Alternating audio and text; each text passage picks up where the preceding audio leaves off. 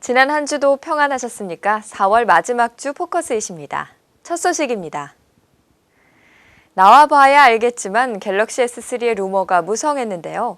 삼성전자가 갤럭시 S3의 공개가 얼마 남지 않은 시점에서 쿼드코어 칩을 탑재한다고 병아리 눈물만큼의 정보를 흘렸습니다. 설마 소문난 잔치에 먹을 것이 없지는 않겠죠? 자세한 소식 하경화 기자입니다.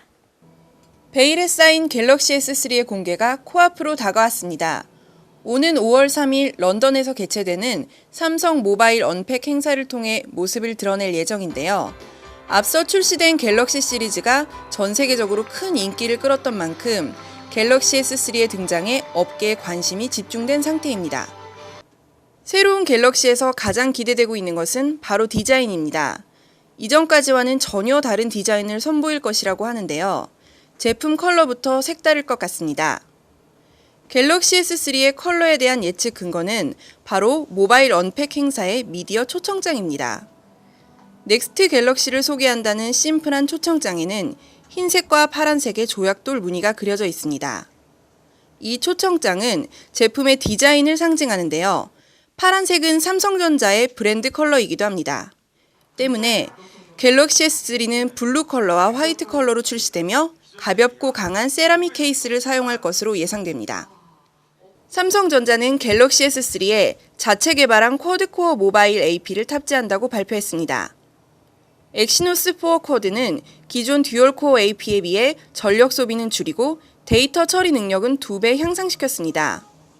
3D 게임은 물론 비디오 편집 등 고사양 앱도 끊김없이 사용할 수 있습니다.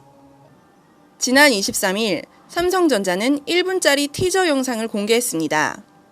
새로운 갤럭시의 기술력을 웅장한 우주 속 풍경으로 표현한 영상인데요.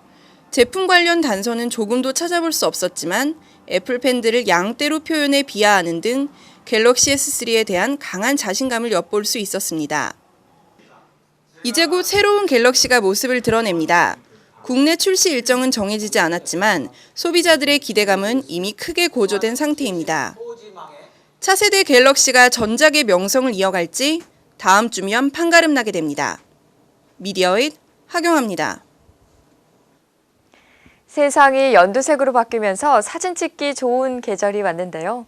매년 이맘때쯤이면 사진과 영상에 관련된 다양한 제품과 콘텐츠들을 한자리에서 볼 수 있는 곳이 있죠. 바로 서울국제사진영상기자재전인데요. 올해는 어떤 제품들이 많은 사람들을 사로잡았는지 한만혁 PD가 현장에 다녀왔습니다. 카메라에 대한 관심이 높아지고 있는 가운데 올해 카메라 트렌드를 한눈에 볼 수 있는 전시회가 열렸습니다. 서울코엑스에서 열린 서울국제사진영상기자재전 P&I는 올해 21회를 맞이하는 카메라 관련 전시회로 18개국 117개 업체가 참가했습니다. 특히 올해는 지난해 지진 참사 탓에 참가하지 못한 소니와 후지필름까지 가세해 열띤 경쟁을 펼쳤습니다. 이번 전시회에서는 와이파이를 지원하는 카메라가 눈에 띕니다. 선을 연결하지 않고 태블릿이나 스마트폰에 바로 보낼 수 있는 장점이 있는데요. 삼성전자와 캐논 등이 이런 제품을 내놓고 있습니다. 또한 지난해보다 체험존을 더욱 강화해 일반인들이 직접 써볼 수 있는 기회를 제공했습니다. 캐논은 플래그십 모델인 1DX, 5D 마크3와 컴팩트 디카 등 340여 제품을 전시했습니다. AF 성능 굉장히 좋아졌습니다. 그래서 움직이는 피사체를 기존에도 잘 따라갔지만 훨씬 더 잘 따라가는 그런 성능을 가지고 있고요. 또 동영상 쪽에서도 굉장히 성능이 많이 좋아져서 개선을 많이 시켰습니다. 그리고 5D 마크 3 같은 경우는 이제 동영상 촬영 시에 약간 좀 불편했던 점들을 많이 개선을 해서 고감도 저노이즈, 모아레 현상, 또 그 마이크 단자라든지 아니면은 이 컨트롤할 때 좀 조용하게 컨트롤할 수 있는 그런 부분이라든지 그런 부분이 많이 향상이 됐습니다. 특히 프로페셔널 무비존을 설치하고 영화, 방송 제작 시스템인 EOS 시스템을 공개해 관람객의 눈길을 끌었습니다. 니콘은 니콘 레전드를 주제로 최신 DSLR과 컴팩트 디카 등을 전시하고 강연회와 이벤트를 열었습니다. 특히 올해 선보인 플래그십 DSLR D4와 D800 등이 눈길을 끌었습니다. 삼성전자는 스마트 카메라를 내세웠습니다. 와이파이를 내장해 어디서나 쉽게 사진과 영상을 공유하도록 만든 것이 특징입니다. 미러리스 카메라로는 처음으로 와이파이를 내장한 N210과 N1000도 눈길을 끌었습니다. 후지필름은 7년 만에 P&I에 참가했습니다. 자사 X 시리즈 컨셉으로 부스를 꾸민 후지필름은 X 시리즈 존, 파인픽스 존 등의 체험 공간과 X 시리즈로 촬영한 사진을 전시한 갤러리를 운영했습니다. 후지필름 하면 필름 회사 이미지가 굉장히 강하기 때문에 사진에 대한 기술력이 과연 있을까라고 궁금해하시는 많은 유저분들이 있을 거라고 생각을 하는데요. 그래서 그런 어떤 고정관념을 저희들 깨드리기 위해서 엑스프로1이라는 어떤 플래그십 모델이 나왔고, 후지필름이 가지고 있는 어떤 원천적인 어떤 카메라에 대한 기술력을 좀 보여주기 위해서 소니는 미러리스 카메라와 빠른 연사가 특징인 DSLT 신제품을 선보였습니다. 특히 춤추는 모델을 앞세운 체험존이 많은 관심을 받았습니다. 한쪽에는 3D 캠코더와 프로젝터 캠코더도 함께 소개했습니다. 파나소닉도 다양한 제품을 전시했습니다. 그중 클래식 디자인과 고성능 바디, G 마이크로 시스템 등을 적용한 루믹스 GX1, GH2 등이 눈길을 끌었습니다. 산요 작티의 뒤를 잇는 하이브리드 캠코더도 내놨습니다. WA2는 수심 3m 방수 기능을 지니며 사진과 영상 촬영이 자유롭습니다. 특히 파나소닉은 런던 올림픽 공식 후원사인 만큼 올림픽 스포츠를 테마로 포토존을 꾸몄습니다. 미러리스 카메라를 처음 선보인 올림푸스는 펜과 E 시스템, 터프 시리즈를 전시하고 있습니다. 특히 기존 펜 시리즈를 개선한 OMD는 빠른 AF 시스템과 작고 가벼운 외관, 클래식한 디자인으로 많은 관람객을 모았습니다. 이 밖에도 가방, 메모리카드 등 다양한 액세서리들이 관람객의 시선을 사로잡았습니다. 올해 P&I는 성능이 더욱 강화된 플래그십 카메라와 다양한 편의 기능을 갖춘 하이엔드 모델이 대거 전시된 것은 물론 이 제품을 직접 써볼 수 있는 공간을 늘린 것이 눈에 띕니다. 미디어잇 한만영입니다. 카메라들을 보니 저도 밖으로 나가고 싶은 마음이 굴뚝 같은데요. 그런데 봄나들이 무턱대고 나갔다가는 자외선으로 피부 손상을 많이 입습니다. 하지만 걱정하지 마세요. 스마트폰용 앱으로 해결할 수 있다고 하는데요. 이 밖에 나들이 할 때 도움이 되는 앱, 컵군 최재영 씨가 알려드립니다.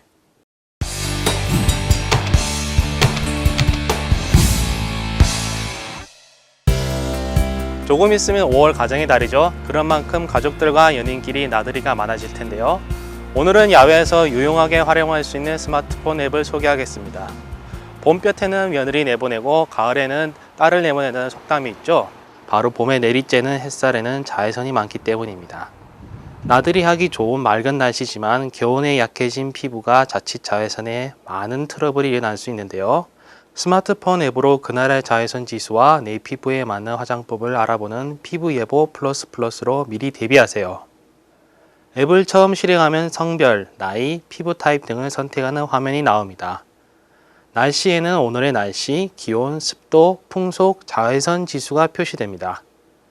피부 예보에서는 현재 내가 위치한 곳의 날씨 정보를 바탕으로 피부 지수를 알려줍니다. 피부 솔루션에는 현재 날씨에 어떻게 피부를 관리해야 되는지 알려줍니다. UV 예보에서는 그날의 자외선 지수와 내 피부 타입을 바탕으로 자외선 차단 제품을 추천해 줍니다. UV 타이머는 자외선 차단제를 덧바르는 시간을 알려줍니다. 이렇게 흐린 날에도 자외선은 많습니다. 피부 관리는 필수겠죠? 기온이 올라가면서 산뜻한 옷으로 갈아입어야 하는 만큼 새롭게 유행하는 패션에 민감해지기 마련입니다. 나와 취향이 비슷한 사람들이 어떤 옷을 입었는지, 어떤 액세서리를 착용했는지 알아보기 위해서 포즈 앱을 이용해 보세요. 포즈는 페이스북 로그인 혹은 이메일 가입으로 간편하게 이용할 수 있습니다. 처음 실행 시 나의 성별, 선호하는 스타일을 단계에 따라서 선택합니다. 스타일을 선택하면 나와 패션 취향이 비슷한 친구들을 추천하고 팔로우하는 기능을 제공합니다. 피드 메뉴에서는 유저들이 업로드하는 패션 사진들이 표시됩니다. 디스코버 메뉴에서는 인기가 많거나 특징적인 패션을 사진으로 소개합니다. 사진에서는 태그를 통해서 착용한 의류에 대한 정보를 확인할 수 있으며 좋아요, 댓글 남기기, 공유 기능이 제공됩니다. 내가 착용한 의류의 사진을 찍어서 업로드할 수 있으며 나를 팔로우하는 포즈 친구들을 통해서 의견을 들을 수도 있습니다. 주말에 애인과의 데이트 코스, 가족들과의 소풍으로 역사 유적지와 박물관으로 발걸음을 해보는 것은 어떨까요? 박물관에 전시된 유물에 대한 역사적 지식이 부족해도 걱정할 필요는 없습니다. 한국관광공사에서 만든 역사여행 박물관 앱만 있으면 재미있고 스마트하게 유적지를 관람할 수 있습니다. 안드로이드 폰에서는 대한민국 스마트 투어 가이드 앱에서 각 박물관과 유적지에 대한 정보를 통합 관리하고 있으며 아이폰에서는 해당 박물관명을 검색해서 앱을 검색합니다. 앱의 첫 화면에는 박물관의 층별 구조가 나와 있습니다. 박물관 내에 전시된 유물의 위치를 터치하면 해당 유물에 대한 정보를 음성과 문구로 안내받을 수 있습니다. 최근 소셜 사진 서비스로 유명한 인스타그램이 안드로이드에 서비스를 오픈했습니다. 스마트폰으로 찍은 사진을 인스타그램에서는 간단한 이미지 효과로 감성적인 사진으로 편집할 수 있습니다. 편집한 사진은 인스타그램 친구들뿐만 아니라 페이스북, 트위터, 포스퀘어, 텀블러의 SNS로 동시에 공유가 가능합니다. 인스타그램 친구들이 업로드한 사진에 좋아요 버튼 혹은 댓글을 남겨서 사진에 대한 의견을 교환할 수 있습니다. 오늘은 봄 나들이를 하면서 사용해 볼 만한 유용한 앱을 소개했습니다. 이번 주말에는 남다르고 스마트한 봄 나들이를 계획해 보세요. 다음 시간에도 스마트한 앱 소개는 계속됩니다. 북쪽의 강경한 발언, 미국발 광우병, 최시중 전 방송통신위원장 사전 구속영장 청구 등 굵직한 사건들이 많은 4월 마지막 주였습니다. IT 업계에서는 어떤 크고 작은 일들이 있었을까요? 간추린 뉴스입니다. 인텔은 코드명 아이비 브릿지로 알려진 3세대 코어 시리즈 제품군을 출시했습니다. 아이비 브릿지는 세계 최초로 22나노미터 3D 트라이게이트 트랜지스터 기술을 적용했으며 내장 그래픽 성능도 이전에 비해 최대 2배 향상됐다고 합니다. 포털 다음이 다음 TV를 출시하며 스마트 TV 시장에 뛰어들었습니다. 이용자들은 스마트 TV가 없어도 셋톱박스를 통해 TV팟이나 클라우드 등 다음이 제공하는 콘텐츠를 일반 TV에서 즐길 수 있습니다. 한편 판도라 TV도 다산 네트워크스와 합작 법인을 설립하고 스마트 TV 사업에 진출한다고 밝혔는데요. TV 제조사들의 스마트 TV에 이어 콘텐츠 사업자들까지 가세해 스마트 TV 전쟁이 본격 시작되는 양상입니다. 구글이 지난 3년 동안 준비해온 클라우드 서비스 구글 드라이브를 출시하며 클라우드 시장은 한층 치열한 경쟁이 예상됩니다. 구글 드라이브는 5GB까지 무료로 제공한다고 합니다.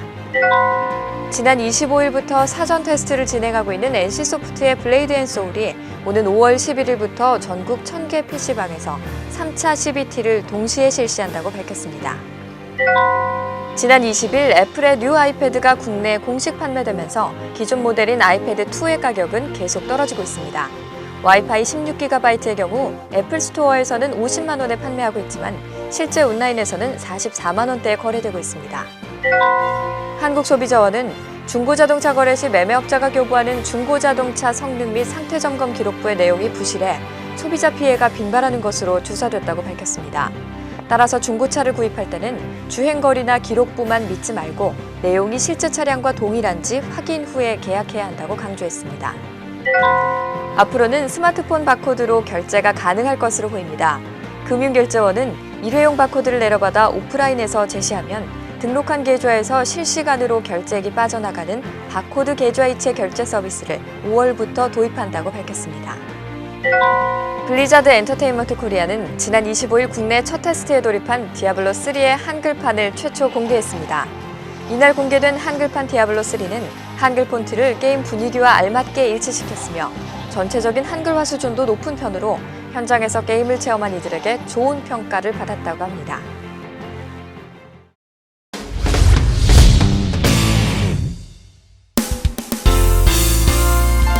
태블스킨 컴퍼니는 아이패드용 키보드를 출시했습니다. 이 키보드는 실제 키보드를 치는 것처럼 아이패드 위에 붙여서 사용할 수 있는 것이 특징입니다. 무독성 우레탄 소재로 만들었으며 1.75mm 두께의 무게는 9g입니다. 제품의 양쪽 끝에 특수 자석 칩을 삽입해 반으로 접어서 아이패드용 스마트 커버에 붙여 보관할 수 있습니다. 삼성전자는 미러리스 카메라 NX 시리즈 3종류를 출시했습니다. 이 제품들은 본체 와이파이 기능을 내장해 현장에서 촬영한 이미지나 동영상을 소셜미디어를 통해 공유가 가능하도록 했습니다. 이번 NX 시리즈는 2030만 화소 이미지 센서에 초당 8연속 촬영과 풀 HD 동영상 촬영이 가능합니다. 5월 초 NX20을 시작으로 판매할 예정입니다. 디지털 엔진은 인텔 SSD 330 시리즈를 출시합니다. 이 제품은 25나노미터 공정의 MLC로 3가지 용량으로 출시됩니다. SATA3 인터페이스를 달아 초당 500MB의 읽기 속도와 450MB의 쓰기 속도로 작동합니다. 이제 가정의 달 5월입니다. 가족끼리 외식도 많아지는데 당분간 또 소고기 때문에 고민들이 많아질 것 같습니다. 이번에도 정부에서는 6년 전에 했던 말을 바꾸고 있습니다. 다람쥐. 그거 참 코미디하는 것도 아니고 국민들이 좀 안심하고 먹을 수 있도록 해주면 좋겠습니다. 오늘 소식은 여기까지입니다. 저는 5월 가정의 달에 더 좋은 소식들로 찾아오겠습니다. 고맙습니다.